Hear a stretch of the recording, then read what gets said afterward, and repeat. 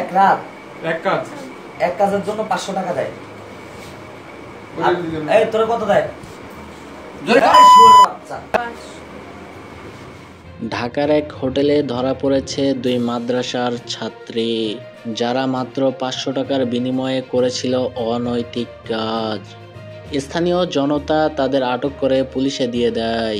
জিজ্ঞাসাবাদে মেয়েরা জানায় তারা মাদ্রাসা থেকে পালিয়ে এসেছে। কতদিন কাজ করে এই বাসায়, কতদিন আসে? এই কতদিন ধরে এই কাজ করো? কতদিন ধরে? এদিকে দেখো। হ্যাঁ, মানে কতদিন ধরে এই লাইনে আছো? কতদিন ধরে? আচ্ছা, কতদিন ধরে এই লাইনে আছো? আমি এখানে পাস পাইছি। এই লাইনে কত? এই শুয়োর বাচ্চা, তুই কথা কস না কেন? কতদিন ধরে আছিস? হ্যাঁ, জোরে কর। 3-4 বছর? 3-4 মাস। মাদ্রাসার স্টুডেন্ট। মাদ্রাসা হাফিজি। হাফেজ হইছ? না, পলাইছে। মাদ্রাসা থেকে পলাইছ? গত 4 মাস ধরে ঢাকা, চট্টগ্রাম সহ দেশের বিভিন্ন জেলায় ঘুরে ঘুরে হোটেলে কাজ করত তারা। এমনকি তারা লোকজনকেও নিয়ে যেত এসব হোটেলে। ঘটনার নেপথ্যে রয়েছে এক মহিলা দালাল, নাম জেনি। জেনি তাদের এসব কাজ করাতে বাধ্য করত বলে মেয়েরা জানায়।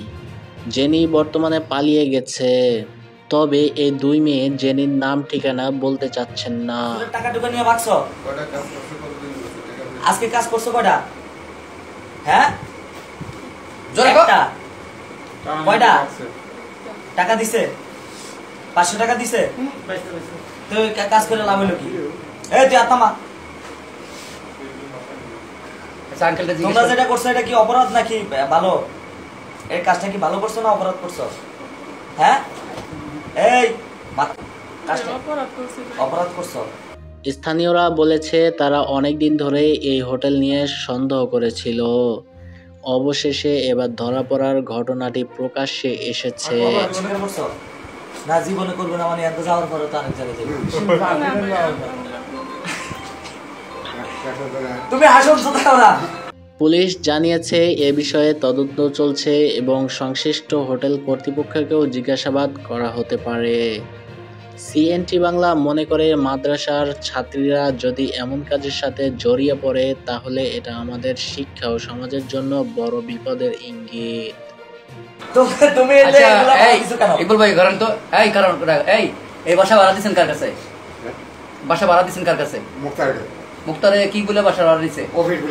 এখন কি কাজ করে? খারাপ কাজ করে। প্রতিটি পরিবারের উচিত সন্তানের গতিবিধি নজরে রাখা এবং তাদের সঠিক নির্দেশনা দেওয়া।